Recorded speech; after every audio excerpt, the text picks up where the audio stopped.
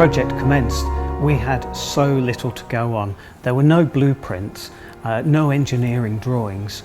We had just a couple of photographs, an advertisement and an article, and that's all we had to go with.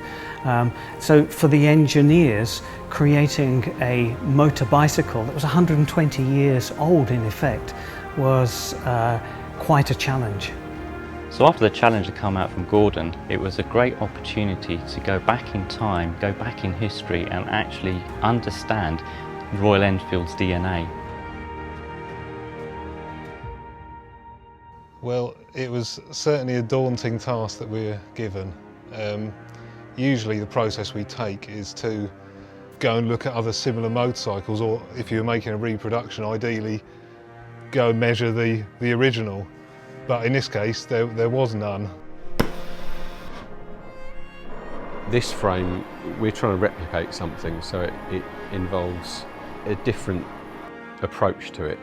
If we were building this bike from scratch, we'd just simply make it. We wouldn't be copying anything.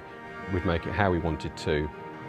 But the real difficulty here is trying to replicate and honour the craftsmanship that went into the original bike.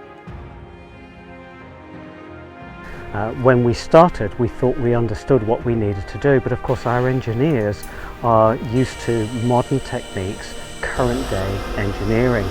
And what we found we needed was to get into the mindset of those pioneers of 1901.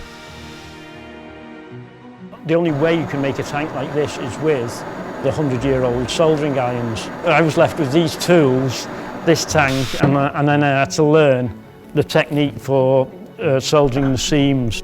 It's the only way to work on these bikes. You can't use modern production methods.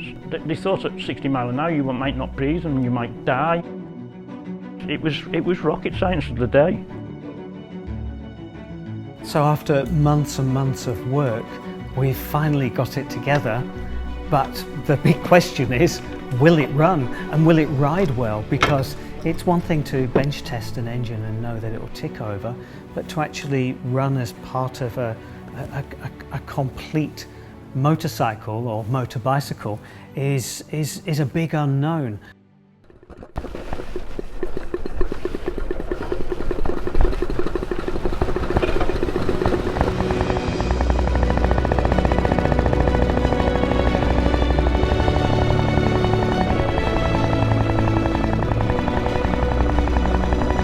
This project's taken us right back to the very origin of Royal Enfield. 120 years, that DNA is being carried forward, and you can see it there, and you can see what it means to us, and you can see what it means to our riders. 120 years of pure motorcycling. It's important on many levels, but it's important for the engineers at the UK and Indian technical centres and for the team at Harris to be able to do something that connects back with this really important heritage that Royal Enfield has.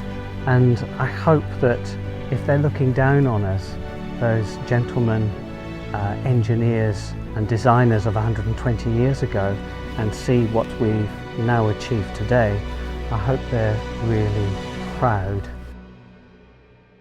In order to know where you're going, you've got to know where you've come from, and that is Project Origin.